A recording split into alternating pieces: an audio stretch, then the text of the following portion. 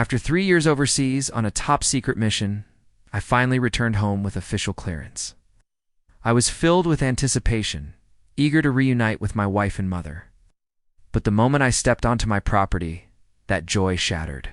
At the entrance of my house, my mother was huddled inside a small, doghouse-like structure. A metal basin sat before her. She was on the ground like an animal, eating what looked like rotten food. A man stood nearby, a mocking smirk on his face, watching her. "If you want someone to blame," he sneered, "blame your useless son. He died young and left you to suffer alone." Mid-sentence, he raised his hand and slapped my mother across the face. She flinched, but remained silent, lowering her head and quickly swallowing the spoiled food. Enraged, I lunged forward and kicked the man aside. Then, tears streaming down my face, I helped my mother to her feet. I had risked my life for my country, believing I was protecting those I loved. But this was how my mother had been treated in my absence, confined to a kennel, eating moldy scraps as if she were a stray. Her eyes, once so vibrant, were now clouded and vacant. She looked up at me, but didn't recognize me. "Boy, leave quickly," she whispered, trembling. "You hit Emily Prescott's secretary. She won't let you go." Emily Prescott's secretary. Voice shook with fury. "He did this to you. Just go," she pleaded again, desperate. "They'll hurt you too." "I know you mean well," she added, her voice breaking, "but it's useless. Ever since my son disappeared, she's been tormenting me. If I hadn't been waiting for him to come home, I would have ended it all long ago." Her words shattered something inside me. I had trusted others to care for her. I had believed my mother would live peacefully while I was away. I was wrong. Behind me, the man I had kicked was getting back up. He wiped blood from his mouth and glared at me. "You're dead," he spat. "You think you can touch me? Do you know who my boss is? She's the law around here. Mess with me, and you're dead." I looked at him, my anger now cold, steady. Without a word, I pulled out my phone and called Emily. "Hello, who is this?" she answered, her voice flat and devoid of emotion. "So, you... ... You're the queen of the capital now?" I said. There was a pause on the line. Then she replied, "I don't know who you are, but if you're calling to threaten me, I'll find you. And when I do, no one will be able to save you." Her words cut deep. She didn't even recognize my voice. She hadn't saved my number in 3 years. She had completely erased me from her life. I gripped the phone tighter, every last trace of patience gone. "I'm at your house right now," I said flatly. "You have 30 minutes. Get back here immediately." Silence. Then panic bled into her voice.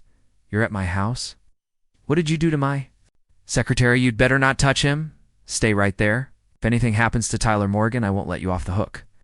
Emily's voice, on the other end, rang with suppressed anger, and I laughed coldly as I listened. She had long since forgotten the solemn promise she once made to me. I still remembered that when I left, she had vowed to take good care of my mother, even promising to treat her as her own. Yet it never occurred to me that after only a few years, she would change so completely. She even stood by and watched her own assistant bully my mom. At this moment, all the love I had for Emily had vanished. I hung up the phone and looked at Tyler. At this moment, I wanted to kill him. Simultaneously, I called my commanding officer. "All these years, I demanded, you said you'd take care of my mom.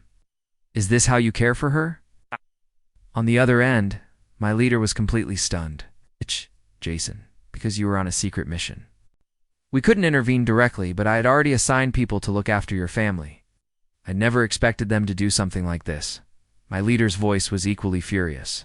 "Jason, don't worry. It's bullying and insulting a military family. Remember, no matter who they are, will not go unpunished.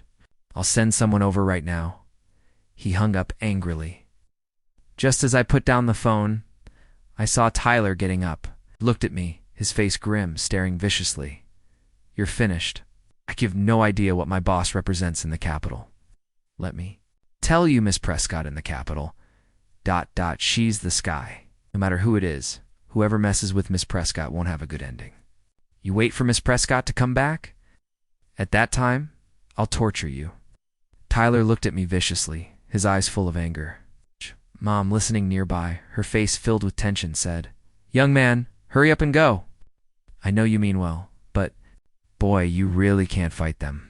Mr. Morgan, please spare him. He's just trying to take care of me." Mom spoke to Tyler. I looked at Mom, my heart aching. Mom had gone completely blind 3 years ago when I left. She could still vaguely see my outline then. And at that time, the doctor had told me that as long as she was well taken care of, her eyes would recover. But 3 years have passed, and my mom's eyes not only didn't get better, but also got worse. At this moment, I realized how much my mom had suffered in these 3 years. For Emily, all I felt now was hatred. Tyler, on the other hand, looked at Mom's pleading and laughed coldly. "You want to plead for him? Then you will kneel down and beg me." Upon hearing this, Mom was ready to kneel. But in the next second, I pulled her up. At this moment, I had already burst into tears. "Mom, it's me. I'm back." I pulled my mom's hand and softly called out to her. Upon hearing my words, Mom froze, and in the next moment, her palm stroked my cheek in panic. "Jason, is it really you?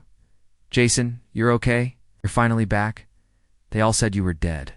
I didn't believe them. My child, you're finally back." I listened to my mom's words, and at this moment, my heart felt like it was being torn apart. I panicked and helped my mom up. My eyes had long been filled with tears. "Mom, I'm back."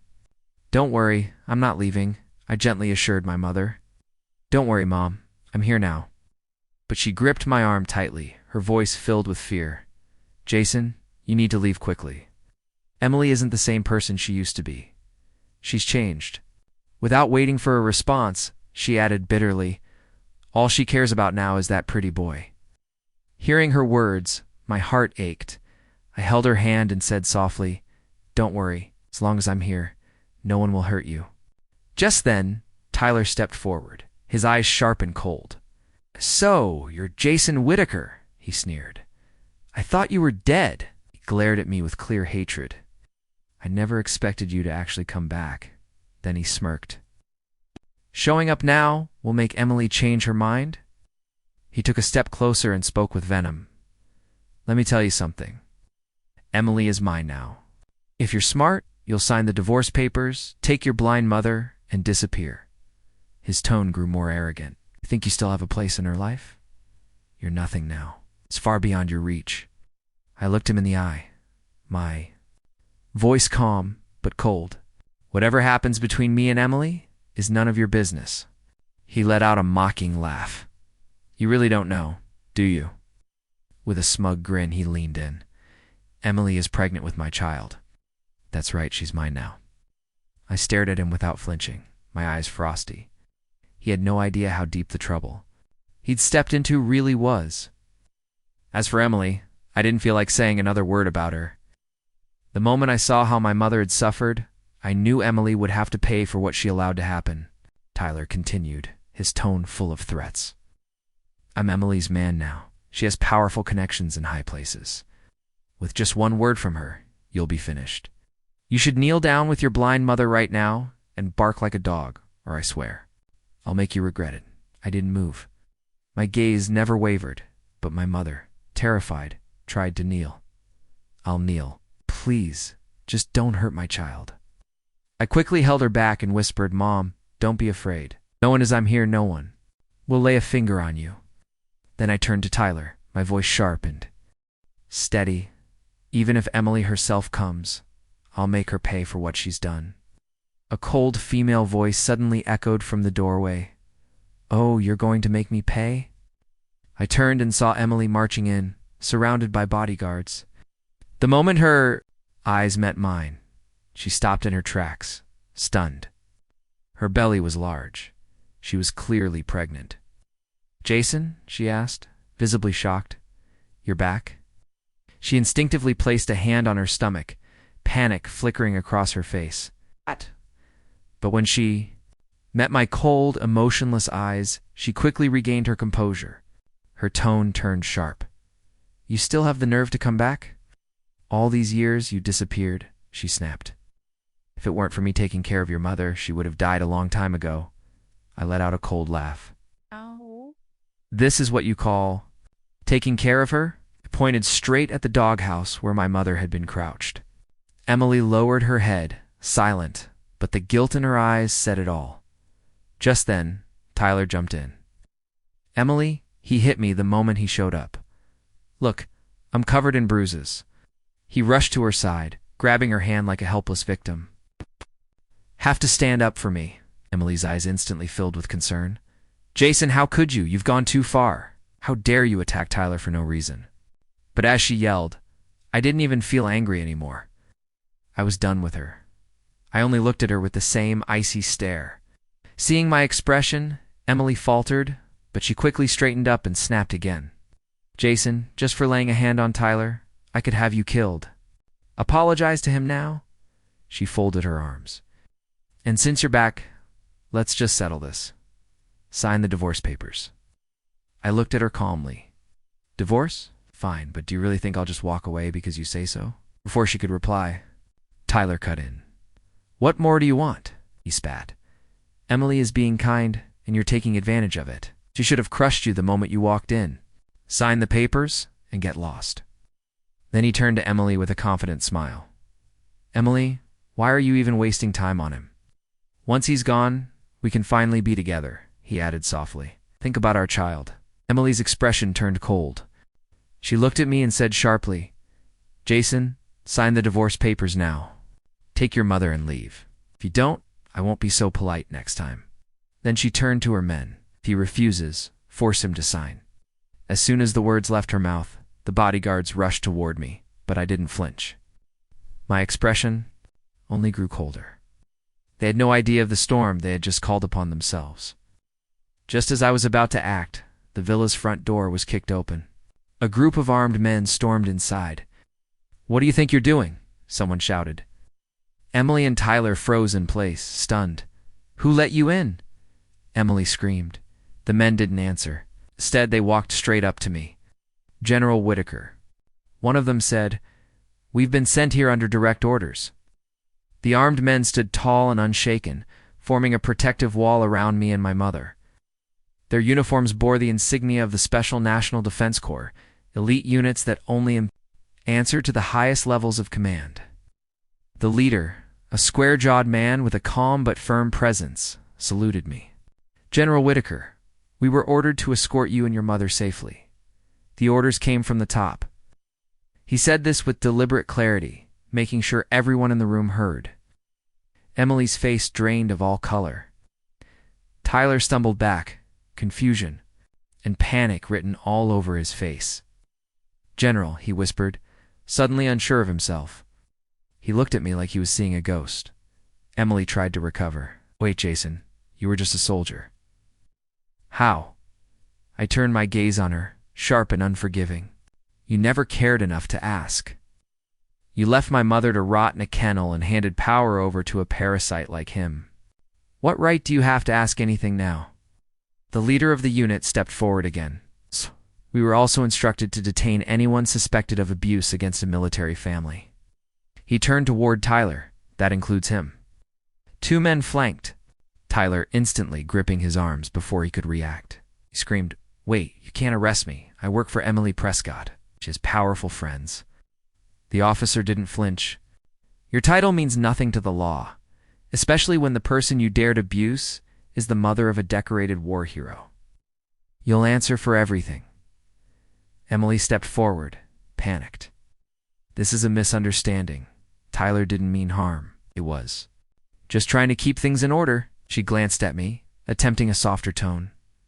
Jason, please, we can talk about this. Maybe things got out of hand, but I never wanted any of this.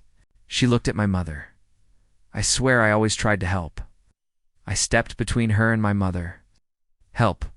You stood by while your assistant mocked her, starved her, beat her. You turned your back on everything you once promised me. You're not the woman I left behind. You're a stranger, and worse than that, you're a coward. Emily's lips trembled, but no sound came out. Tyler was still shouting in the background as he was dragged out of the house. You'll regret this. Emily, help me. Tell them to stop. She said nothing, I turned to the squad. Take him to the holding facility. I'll be there later for a full report. Yes, General, the officer replied. Then they vanished with Tyler, leaving a stunned silence in the room. My mother clutched my arm tightly. Jason, are you really a general now? I smiled through the ache in my heart. I never told you because I didn't want you to worry. I was promoted during my last year. Everything I did to protect this country and you. She nodded slowly, tears falling silently. I never stopped praying for your return. I led her to the living room and sat her gently on the couch. The place was lavish, decorated with marble and crystal, but it all felt hollow. I turned to Emily. This house, this wealth. It all means nothing if you lost your humanity along the way. She crossed her arms tightly, trying to look strong. But her voice cracked. I was alone, Jason. You disappeared. No calls, no letters. Everyone said you were dead. I waited. I cried. Then I had to survive. I built something for myself, and in the process you destroyed someone else, I shot back. You promised me you'd take care of her like your own mother. Instead, you locked her outside and let your dog of a secretary beat her. You even hear yourself? She remained silent, staring at the floor. I stood up. This is the last time we speak as husband and wife. Send the divorce papers. I'll sign them. Know this. Your name will never be spoken in my home again. Not as a friend, not as family. Emily's lips tightened. Fine. You want out? You'll get it. But don't think you can come back into this city and play the hero. You left, I stayed. Everything here is mine now. I stared at her for a long moment. You can have your titles, your business, your lies. I already took back the only thing that matters, my mother. I took Mom's hand and led her out the front door, the sun warm on her face. As we reached the black armored vehicle waiting at the curb, she paused. Jason, I can't believe you came back. I thought I'd die out there alone. Never, I whispered. I will never leave you again. The doors closed behind us, sealing off that chapter of our lives for now. The drive was quiet. My mother leaned her head gently on my shoulder, resting for the first time in years. When we arrived at the military hospital, the staff stood in salute. A private wheeled out a nurse, and the moment she saw my mother's condition, her face darkened. She's severely undernourished, blind in both eyes, and has untreated bruises. We'll begin immediate care. Thank you, I said softly. After they took her inside, the officer from earlier rejoined me. General Tyler Morgan is in custody. He's been interrogated. We've recovered surveillance footage, financial records, and audio clips. Even found personal letters from Emily, authorizing him to keep your mother outside to avoid public embarrassment. I clenched my jaw. Prepare a case file. I want it airtight. We'll take them both. Down, understood. I went to the observation room. My mother was asleep in a warm bed, her expression finally peaceful. I couldn't erase the past, but I could fight for her future. That night, I stood on the rooftop of the facility watching the city skyline. My phone buzzed. A private number. I answered without speaking. Jason, came Emily's voice, shaky. I'm sorry. I really didn't know Tyler was doing all that. I thought you were never coming back. You thought. Wrong, I replied flatly. Can we talk, please? Just once, face to face. I paused, then said quietly, You had your chance to protect the person I loved most in this world. You failed. There's nothing left to talk about. Then I ended the call. The next day, I was called into a classified meeting at Central Command. The generals were waiting. My service record was reviewed. And then the Chief of Command spoke. Jason, your work abroad saved thousands. But what you uncovered here, abuse of power, exploitation of military families, that may be your most important battle yet. We're launching an internal task force. You'll lead it. I blinked, caught off guard. Me, sir?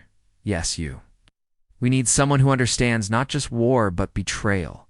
Someone who knows the cost of silence. I nodded slowly. Then I accept. Good. You have full clearance and authority. Start with Emily Prescott. That night, I went back to my mother's room. She was awake, stronger, smiling faintly. Jason, you've changed. Both have, but now we heal. Outside the hospital. A black car idled, windows tinted. Inside sat Emily, her expression unreadable. She watched as I walked past without noticing her. She gripped the divorce papers in her lap and whispered to herself, "He's really gone." And for the first time, Emily Prescott felt powerless. The sun rose over the Capitol like any other morning, but everything had changed. I stood in front of a large glass window on the top floor of the Defense Command building. The city buzzed below me, oblivious to the storm I was about to unleash. Behind me, the room was filled with silent intensity. The newly formed task force waited for instructions. Legal analysts, cyber specialists, field agents. They were the best of the best, handpicked by the chief of command himself. I turned slowly and faced them. We're not just investigating abuse of power. We are dismantling a machine built on lies, silence, and betrayal. Emily Prescott and her network thought no one would ever come back for the forgotten, the discarded, the abused, but I did, and now we bring justice. A young agent named Clara raised her hand. "Sir?" Preliminary data indicates over a dozen whistleblower complaints tied to Emily's foundation were buried by someone in the city records department. We believe Tyler Morgan may have facilitated it. I nodded. Dig them up. Every complaint. Every falsified report. I want them on my desk by noon. Also, I want a full financial trace. If they laundered money or bribed officials, we're going to find it. Yes, sir. It's a task force scattered into motion. This wasn't just about Emily anymore. It was about everyone who used their power to silence victims, just like my mother. Back at the military hospital, my mother's condition was improving. She was eating real food, sleeping in a bed, and most importantly, smiling again. I sat beside her during lunch. Nurse gently adjusted her pillow while Mom held my hand. "You've always been stubborn, Jason," she smiled faintly. "I never imagined you'd come back like this." "I never imagined I'd find you like that either." My voice cracked slightly. Her smile faded. "I used to sit outside every day waiting, just in case. People called me crazy, said I was wasting away. But something inside me kept saying my son would come back." "You were right," I whispered, my hand, then asked, "What happens now?" "Now I fix everything for you. For everyone they hurt." That evening I received a classified file. Clara had discovered something disturbing. "Sir, one of the buried whistleblower reports came from a nurse who worked at Emily Prescott's private care facility. The report described elderly patients being denied medicine and food if they didn't sign over property rights or retirement accounts." My hands tightened into fists. "Did anyone act on the report?" "No, sir." "It was marked invalid. No follow-up. Then we make it valid now." The nurse's name was Sarah Lynn. I asked Clara to find her. She lived on the edge of the city now, long retired. I paid her a visit the next day. Sarah Lynn lived in a small, quiet apartment filled with books and photos of patients she once cared for. She opened the door slowly, surprised to see two agents in formal uniforms. I introduced myself, and when I explained why I was there, she shook her head bitterly. "I tried," she said. "Really did. I filed reports, talked to supervisors, even mailed letters. No one cared. One day I found a threatening note on my windshield. After that I moved and never looked back." "We care now," I told her. "We're building a case. I need your testimony." She looked at me with tired eyes. "Do you think it will make a difference this time?" "It already has." I pulled out the file of names. Her report matched 8 confirmed victims. "We've reopened the cases." Sarah finally nodded. "Then I'll testify. Only if you promise to go after all of them. Not just Emily. The lawyers, the doctors, the ones who stayed quiet. I promise." 2 days later, I sat in front of a panel of government prosecutors. I laid out the evidence piece by piece. Financial records showing forced property transfers, video footage of mistreatment, audio clips of Tyler bragging about how easy it was to silence old pests, names, bank accounts, transactions. The head prosecutor leaned back. "This isn't just corruption. It's organized criminal behavior under the guise of public service." Exactly. And they hurt military families. They disgrace the flag they claim to support. Then they'll pay. We'll push for a public trial. The people deserve to know. Emily Prescott received her subpoena the next morning. She was in her penthouse, seated by a large window, sipping tea. Tyler was gone. Her phone buzzed and her assistant's voice trembled. "Ma'am, you've been summoned to appear before the state prosecution office. They're charging you with obstruction of justice, abuse of power, and financial coercion." Emily froze, then whispered, "Jason, what are you doing?" The news exploded by noon. Capital philanthropist Emily Prescott under federal investigation, head of Prescott Foundation, accused of abusing military families. Tyler Morgan arrested on multiple counts. Within hours, sponsors began pulling funding from Emily's businesses. Public figures distanced themselves. Clients canceled contracts. Her empire began to crumble. That night, I received an anonymous envelope. Inside was a flash drive. When I plugged it in, a single video file played. It was Emily, young, radiant, sincere, sitting beside me on our wedding day. She looked into the camera and said, "I promise to love you, to honor you, and to protect your mother like my own." The recording ended.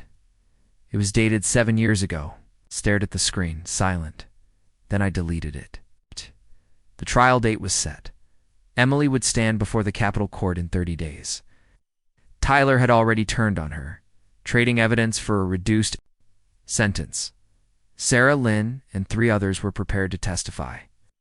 My mother would attend as a witness, legally blind, but more dignified than anyone in that courtroom, and I would speak last, not as a general, not as a husband, but as a son. As the chapter closed, I stood once more beside my mother's bed. She held my hand. "Jason, you know, revenge and justice are not the same thing. I know, Mom, but sometimes they walk the same road." "At least for a while." "At least for a while." She smiled faintly, and I kissed her forehead. "Sleep well. I'll protect you now. Ow. And this time I won't." Disappear. The courtroom was already packed before sunrise. Reporters gathered like vultures on the courthouse steps, shouting questions and flashing cameras. Protesters lined the sidewalks, holding signs. Some demanded justice for military families. Others defended Emily Prescott, claiming it was all a political attack. Inside the courtroom, the air was tense. Emily arrived flanked by 2 attorneys, dressed in a simple gray suit, her hair pulled back tight. Her usual confidence was absent. She looked smaller than before. Her eyes scanned the room, but quickly dropped the moment they met mine. I sat in the front row with my mother beside me. She wore dark sunglasses and a navy coat. Despite her fragile appearance, she sat with quiet strength. The courtroom doors closed, and the trial began. The prosecution wasted no time. They introduced Sarah Lynn first.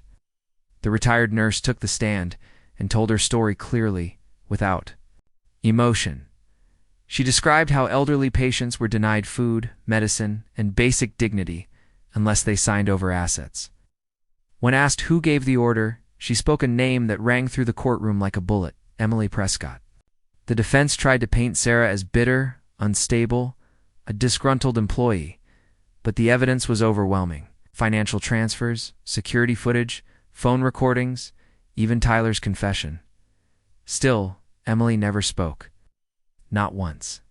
She sat still, face blank. The prosecution continued with more witnesses. A veteran's daughter who lost her inheritance.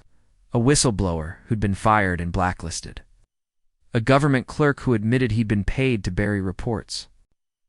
By the end of the week, the courtroom had heard from 12 victims. Each one pointed the finger at Emily. Each one told a story of betrayal and greed, masked as charity. But something still felt off to me. Too clean, too convenient. Emily wasn't. Stupid. Reckless, maybe, but not this sloppy. Someone else had helped cover her tracks. Someone higher. That evening, I returned to command. Clara was waiting for me in the briefing room, her face pale. "Sir, we found something." She handed me a file, a hard copy, old school. We traced the original burial of Sarah Lynn's report. It didn't stop with Emily or even Tyler. It went through a man named Jonathan Creel. He works inside the Department of Internal Affairs. I knew the name. Jonathan Creel was a former intelligence director, resigned after a scandal that never reached the press. A man who vanished from headlines, but never from power. What does he have to do with Emily? Clara hesitated. He's her godfather. He funded the Prescott Foundation in its first year, and we found sealed documents that suggest he was using the foundation as a front to collect dirt on military families. Leverage for future blackmail. A chill ran through me. This wasn't about Emily anymore. She wasn't the head of the snake.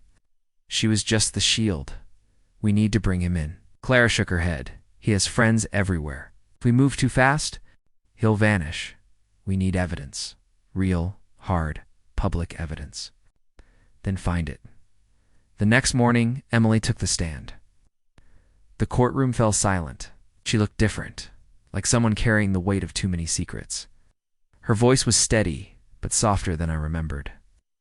I didn't start this to hurt people, she began.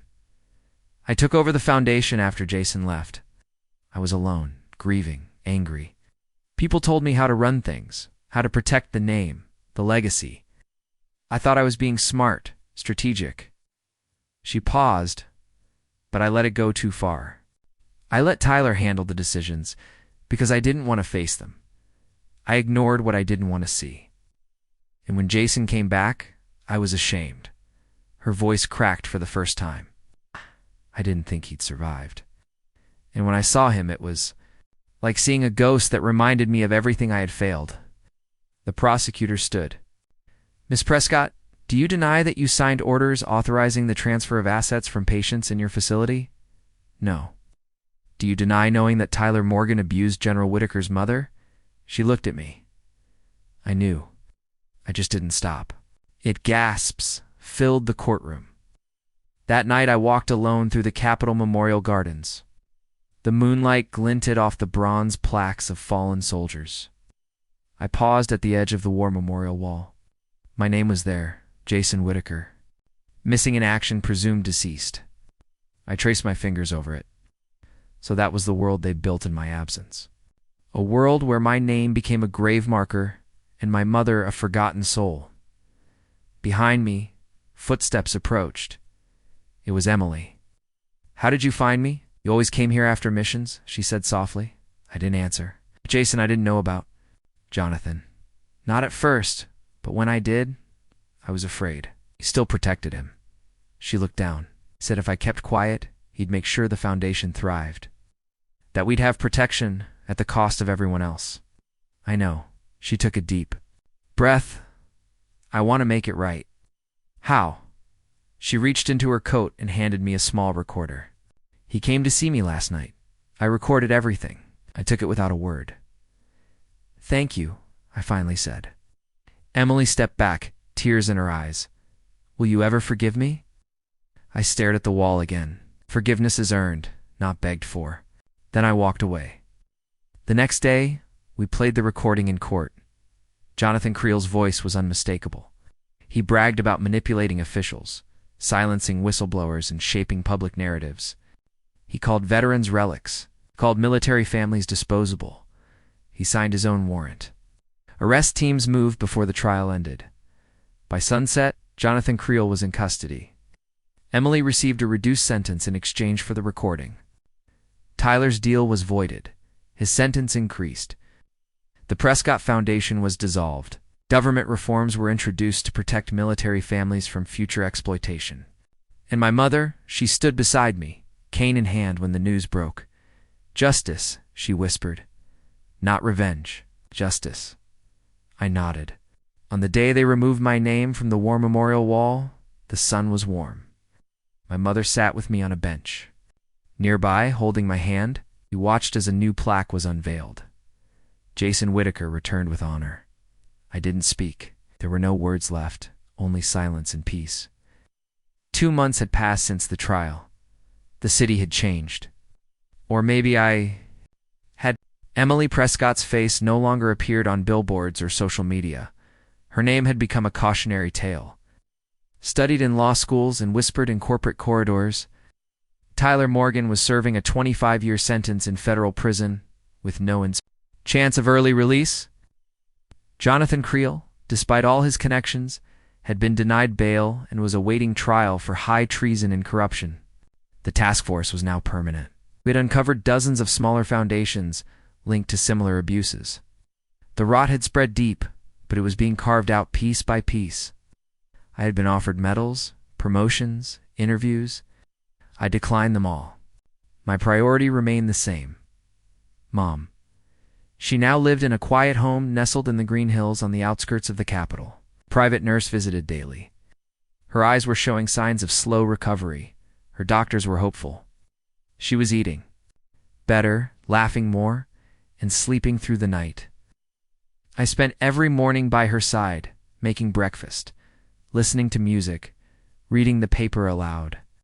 It was a rhythm I had never known before, peace I hadn't earned, but desperately needed. "You look tired," she said one morning, her hand gently patting mine. "I'm okay, Mom. Just adjusting to being alive again." Her words hung in the air. I smiled faintly. Something like that. That afternoon, Clara called me. "Sir, we received something unusual." "Go on. There's a man asking to speak with you." "He says he knows you from Blackstone." My heart froze. Blackstone was the code name for our most classified mission overseas. The one that had nearly killed me. The one no one was supposed to talk about. "What's his name?" "He says his name is Blake Morrow. He claims he saved your life." I met Blake. The next day, in a secured room beneath Central Command, he was leaner than I remembered, with a scar running down his jaw and eyes that had seen too much. He stood when I entered, saluted, then dropped it with a quiet chuckle. Jason thought, "I'd never see you again." Likewise. "Last I heard you were listed as Kia?" "They wanted it that way. Safer for everyone. But I've been tracking something big, and I think it ties into what just happened here." I leaned forward. "Go on." He pulled out a tablet and brought up a series of encrypted files. "While you were fighting Emily and Creel here, I was in South Asia tracking arms shipments that disappeared from NATO bases. I followed the money. Guess where it ended up?" I stared at the screen. Prescott Holdings. Exactly. Foundation was a cover not just for domestic fraud, but for international laundering, weapons, biodata, tech patents, everything. I sat back, the weight of it hitting me hard. They weren't just stealing from families, they were arming someone. Blake nodded. "And I think I know who." He brought up a name. "Lazarus Vale." I blinked. "That's a myth. A ghost story past. Around Black Ops? Not anymore. Lazarus is real. Runs a shadow syndicate. Hired contractors, rogue agents, private armies. The shipments you intercepted 5 years ago? That was him, Creel. He was funneling everything to Lazarus, to expose the domestic layer. I want you to help me finish the job." That night, I sat alone in the living room of my mother's house. She was already asleep. The windows were open, letting in a cool summer breeze. The piece I had barely touched was already slipping from my hands. But Blake was right. If Lazarus Vale existed, and if Prescott Holdings had funded his operations, it wasn't over. The war had just shifted theaters. 3 days later, I was reinstated as active duty under a provisional intelligence directive. Only a handful of people knew. The operation was black, buried beneath 6 levels of clearance.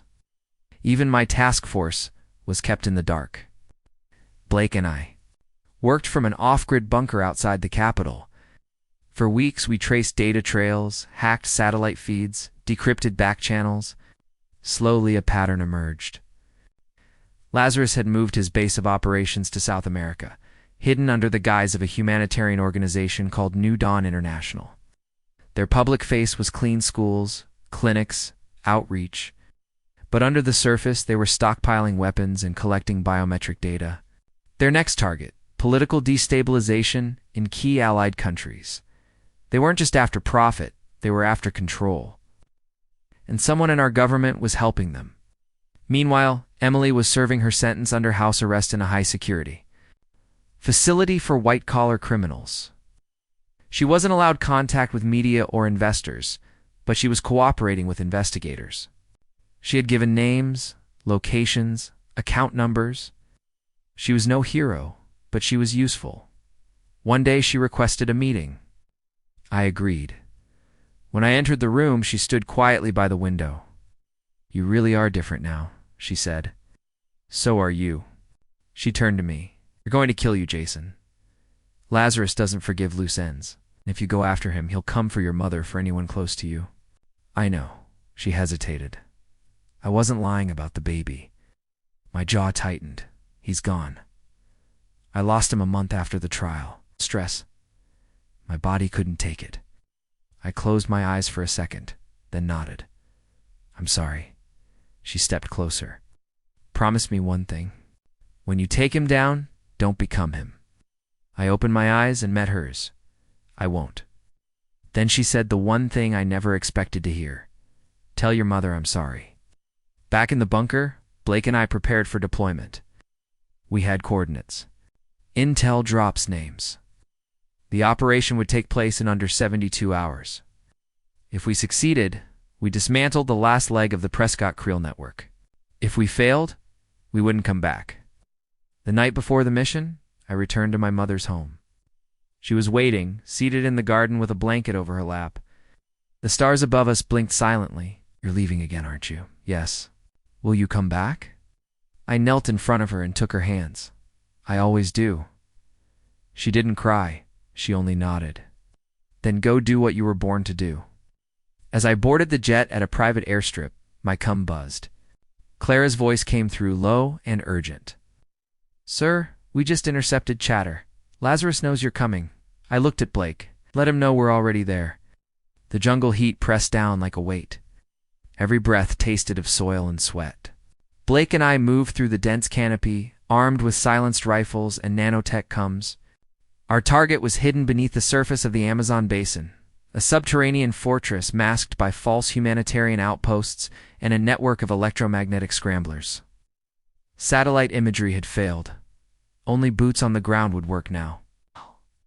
Reached the ridge overlooking the facility just past midnight. It didn't look like much. Rows of tents, supply trucks, medical stations, but the heat signatures told a different story. Beneath that innocent facade, dozens of armed guards patrolled steel corridors tunneled into the earth. Blake adjusted his earpiece. Infiltration route confirmed. Thermal scans show a side access tunnel 20 meters east. Minimal surveillance. I nodded. "Let's move." We slipped down the ridge in silence. This wasn't just another mission. This was the end game. If we succeeded, we'd dismantle Lazarus's Veil's entire network. If we failed, there would be no recovery. We entered the facility through the side tunnel, disabling the first two guards with tranquilizers. Blake hacked the internal security panel while I set the disruptor charge on the surveillance array. As soon as the signal jam began, we moved. Fast. Inside, the place was cold steel and humming lights. The smell of metal and fuel filled the corridors. We passed storage rooms packed with weapons, vials labeled with genetic codes, and encrypted terminals glowing faintly in the dark. "What the hell is this?" I muttered. Blake tapped one of the vials. "This isn't just warfare. They're harvesting DNA, biometric data from military families, experimental gene editing tech. They're building leverage." I scanned the labels. Some names I recognized. Soldiers, families, even children. "Monsters," I said. "No," Blake replied grimly. "Calculators. Lazarus doesn't want to destroy nations. Wants to own them." We reached the command center just as the alarm tripped. Someone had noticed the silence on the outer perimeter. 30 seconds, Blake warned. "Whatever we're going to do, it has to be now." I located the server core and jammed the decryptor. Data flooded the drive. Transaction records. Blackmail footage. Top secret communications between Lazarus and government officials from 3 continents. We'd have proof if we made it out alive. Then the door exploded behind us. They came in waves. trained mercenaries in full tactical gear. We returned fire from behind overturned consoles, each second pushing us closer to being overrun. Hallway east. Blake shouted, "Fall back!" We retreated down the service corridor, smoke trailing behind us, sirens blaring and red lights pulsing. I hit the comm. "Extraction now. Coordinates Delta Tango 7. Clara's voice came through. "ETA 5 minutes. You'll need to reach the north." Clearing we ran. In the clearing, the chopper hovered low, blades cutting through the night. We emerged from the jungle just as 2 more guards appeared behind us. Blake took one out. The second raised his rifle, then dropped. A single shot echoed from the ridge. I turned. It was Emily. She lowered the sniper rifle with shaking hands, her face pale, her eyes unreadable. I didn't ask how she'd gotten there. I didn't care. She ran down the hill, breath ragged. "You idiot," she said. "I told you they'd come for you." Blake dragged me into the helicopter. "We're out of time." I grabbed Emily's arm and pulled her in with us. The chopper lifted as bullets cracked through the trees. We were airborne. Back. In capital airspace, we handed over the drive. The data brought down 5 foreign officials, 2 intelligence directors, and 4 heads of multinational corporations. It exposed decades of covert manipulation, exploitation of military bloodlines, and illegal biological research. Lazarus Vale disappeared, vanished before the final assault, leaving behind a decoy body and a cold trail. He had anticipated failure, but he'd lost his network, he'd lost his funding, he'd lost his shield. A month later, I stood on the Senate floor. Not in uniform, not as a general, just as a son. I testified for 4 hours before a bipartisan commission. I told them about my mother, about the foundation, about the betrayal, and about the cost of silence. Legislation passed within weeks. A new division was created, Guardian Watch, to oversee and protect military families from corporate exploitation and political abuse. For the first time in decades, real accountability began to take root. Emily was granted clemency. Her sentence commuted, her assets seized, her reputation forever scarred. But she kept one thing: freedom. She moved quietly to the mountains, out of the public eye. Some hated her, some forgave her. I did neither, but I visited her once. Opened the door without a word, sat on the porch, said little until she finally asked, "If I hadn't stepped in, would you have died?" I didn't answer because we both already knew. She had saved me just once, and maybe that was enough. Blake left for a new mission overseas. Disappeared like a ghost. No forwarding address, just a short note. "Next time we meet, I owe you a drink."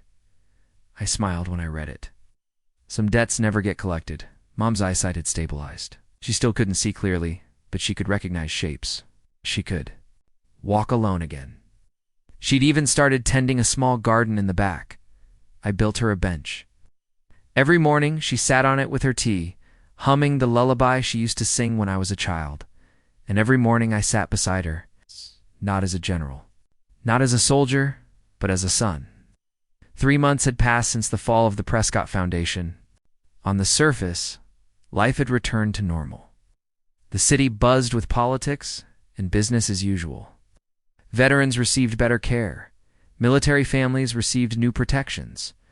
My mother's name, once erased from the system, was now on official records. As a survivor of institutional abuse, but peace, real peace, never comes without a price, and sometimes it comes late. I was walking through the park one afternoon, not far from the Capitol Memorial Garden, when a child bumped into me. "Mister," he ran off before I could respond, "just a kid." But when I looked down, I noticed something strange in my coat pocket. A note, no envelope, no signature, just 2 words in handwriting I hadn't seen since the war. "Miss me?" My blood froze. Back in my office at Guardian Watch, I scanned the note for fingerprints, DNA, trace elements. The results came back blank. No residue, no print, no trace. It's only one man could leave no trail. Lazarus Vale. He was alive. Clara burst into my office the next day. "Sir, you need to see this." She laid out a map. 6 cities across 3 continents. Each one hit by coordinated cyber attacks over the past 48 hours, government agencies, military servers, and genetic archives. Not theft, deletion, complete erasure of data tied to the Lazarus network. Keys. Burning his footprints, Clara said, scrubbing the world clean of his past. And he's warning us, I said quietly, letting me know he's still watching. She looked nervous. What do we do? I looked at her, steady. We wait. He'll slip. And he does. We'll be there. A week later, I found myself back in the hills at my mother's house. It was early evening. The sky was gold, the wind soft. She was planting flowers slowly, carefully, while humming an old melody. You're restless, she said without turning. I smiled faintly. You always know. You can't chase shadows forever, Jason. I sat beside her. He left a note. She paused. The man you talked about? The one behind it all? I nodded. And ... and nothing. Just a reminder. She brushed the soil from her fingers, then let it be a reminder, not a chain. Later that night, I opened a sealed envelope Blake had left behind. I'd kept it untouched until now. Inside was a flash drive. The screen lit up with Blake's face. If you're watching this, then I'm probably gone or off the grid too deep to return. He leaned forward, voice serious. Lazarus Vale isn't one man. He's a belief, a system, a way of thinking that power is only safe in the hands of the few. You didn't just fight a man, Jason. You fought an idea, and the only way to truly win, he paused, is to replace it with something better. The screen went black. In the months that followed, Guardian Watch expanded to 21 countries. We exposed corrupt contracts, saved hundreds of families, shut down front organizations tied to black networks. We trained survivors to become leaders, recruited whistleblowers, and made sure people like my mother were never silenced again. Emily sent a letter once, no return address. Inside was a photo of the child she'd lost, printed from an old ultrasound. On the back, she'd written, I hope you're finally free. I burned it, not out of hate, but because some things aren't meant to be held on to forever. One spring morning, I took my mother to a new memorial unveiled at the Capitol. It was simple. It's no marble, no grandeur, just a steel wall etched with names, the forgotten, those who had been ignored, abandoned, erased. My mother touched her name, now displayed with dignity. I never thought I'd live to see this, she whispered. You didn't live through it, I said gently. You endured it. That's strength. She smiled. And what about you, Jason? What will your name say one day? I looked out over the wall, the sunlight casting long shadows. Maybe nothing, I said. Maybe I don't need it. That night, I stood alone on the rooftop of Guardian Watch headquarters. The wind rustled softly, carrying the faint sound of the city below. I felt it then, a presence. I didn't turn around. I didn't have to. You're late, I said. A voice replied, low and dry. Had to make sure you still knew how to wait. Lazarus Vale. He stepped out of the shadows, wearing a dark coat. His hands empty? No guns? I asked. He smirked. Why bother? If I wanted you dead, we wouldn't be talking. What do you want? To see the man who ruined everything, he said. To see what he built in its place? I said nothing. He walked to the edge and looked over the city. You won, Jason. Enjoy it. But remember this. Systems rot. People forget. And when they do, I'll be back. I stepped beside him. And when you do, I won't be waiting alone. He chuckled softly, then stepped backward into the darkness. Gone. I returned to my mother's house. The next day, the garden was blooming. The bench was warm. She sat with her tea. Was it him? She asked. I nodded and I let him go. She looked at me. You sure that was wise? No, I said. But it was right. The world wasn't perfect. It never would be. But we had pushed back the dark. And in that moment, under a quiet sun, surrounded by the flowers my mother had planted, that was enough.